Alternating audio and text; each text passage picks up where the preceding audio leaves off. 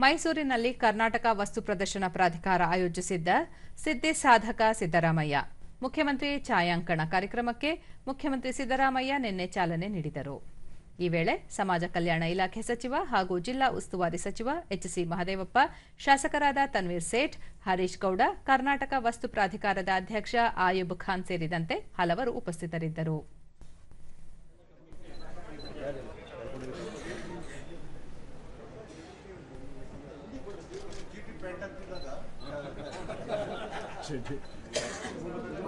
ಇರಬೇಕಿತ್ತು, ಈ ಕನಸು ಕರಗಬಾರದಿತ್ತು.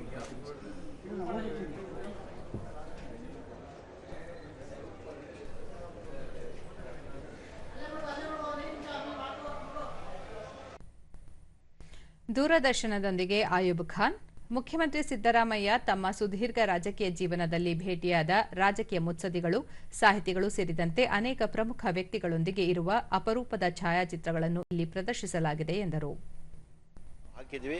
ಈ ಫೋಟೋಸ್ ಅಲ್ಲಿ ಅನೇಕ ದೊಡ್ಡ ದೊಡ್ಡ ಲೀಡರ್ಸ್ಗಳ ಜೊತೆ ಅವರು ಮಾಡಿ ನೋಡ್ಬೋದು. ಈಗ ಎಸ್.ಎಂ. ಕೃಷ್ಣ ಆಗಿರ್ಬೋದು, ಯಡಿಯೂರಪ್ಪ ಅವರಾಗಿರ್ಬೋದು, ಅನೇಕ ಜನರ ಜೊತೆ ಅವರ ಮಾತುಕತೆ ಇರೋದೆಲ್ಲ ಜನ ನೋಡೋಕ್ಕೊಂದು ಇಷ್ಟಪಡ್ತಾರೆ. ಇವತ್ತು ಸಾರ್ವಜನಿಕರಿಗೆ ಒಂದು ಒಳ್ಳೆ ಫೋಟೋ ಗ್ಯಾಲರಿಯನ್ನು ಮಾಡಿಕೊಟ್ಟಿದ್ದಾರೆ.